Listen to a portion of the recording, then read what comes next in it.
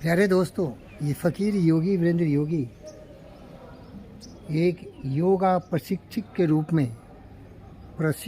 रूप में योगा टीचर के रूप में अपने छात्रों से निवेदन करता हूँ कि योग विद्या में पतंजलि योग सूत्र में दूसरा जो अंश है, दूसरा जो ब्रांच है, लिम्ब है, उसे हम बोलते हैं नियम। उसमें ये बता गया है स्वच्छा, संतोषा, तपसा, स्वाध्याया, ईश्वरा परिधाना। प्यारे दोस्तों, स्वच्छा का मतलब है कि हम अपने शरीर को मन, वचन, कर्म से, विचारों से बिल्कुल पवित्र रखें। अगर आप इन महापुरुषों को देखना चाहेंगे तो आप इनकी छवि देखिए। स्वामी विवेकानंद, गौतम सिद्धार्थ बुद्ध, इनको देखते ही आपको लगेगा कि ये बिल्कुल स्वच्छ है, पवित्र है। स्वामी विवेकानंद जी और गौतम सिद्धार्थ बुद्ध, ये लोग इस पृथ्वी के विभूति रहे हैं और ज्ञान की सीमा को छूने की कोशिश की है, लेकिन शारीरिक रूप से अगर आप इनको देखेंगे तो बिल्कुल स्वच्छ है, क्लीन सेव है। विवेकानंद जी कभी भी बड़े बड़े दाढ़ी बढ़ा के घूमते नहीं थे। गौतम सिद्धार्थ बुद्ध भी बड़े बड़े दाढ़ी बढ़ा के घूमते नहीं थे। अगर आप हिंदू धर्म से जुड़े हैं तो अपने भगवानों को याद कर लीजिए, भले वो शिव शंभो महादेव हों या वो आपके राम हो या कृष्ण हो, वो बिल्कुल क्लीन सेव्ड है।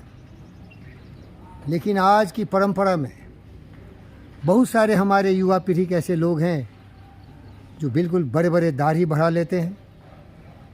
वो भले हिंदू धर्म के हों या किसी पद पर आसीन हो, किसी पोस्ट पर हो। उनसे मेरा निवेदन है कि स्वच्छता में आपको सिविलाइजेशन भी जुड़ता है। कबीरदास जी भी ने इनको अच्छा नहीं समझा था।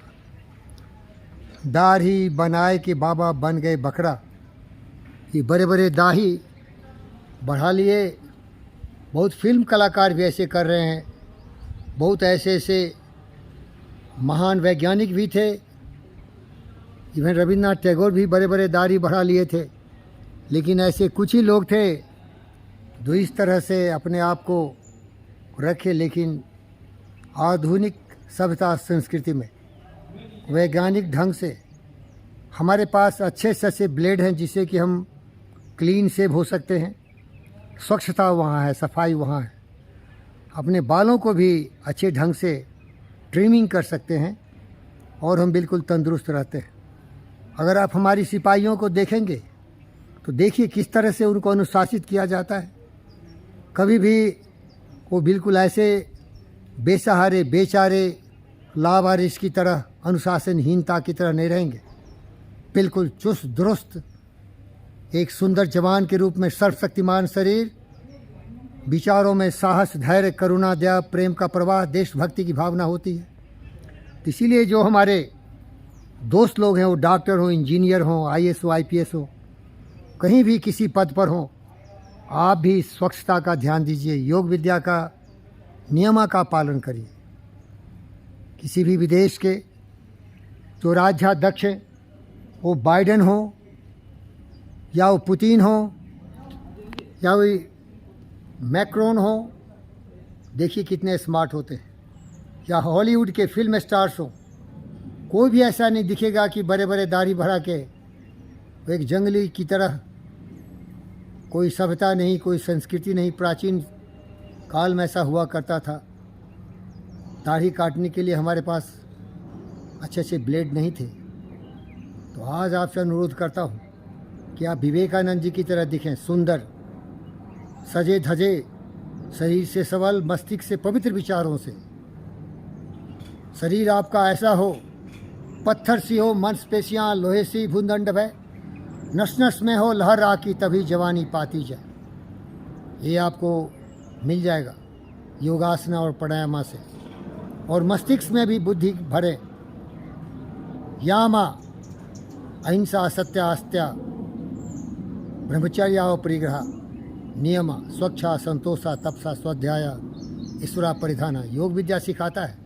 साफ सुथरे रहिए भाई। ये पुराने ज़माने के योगी दाढ़ी क्यों बढ़ाते थे?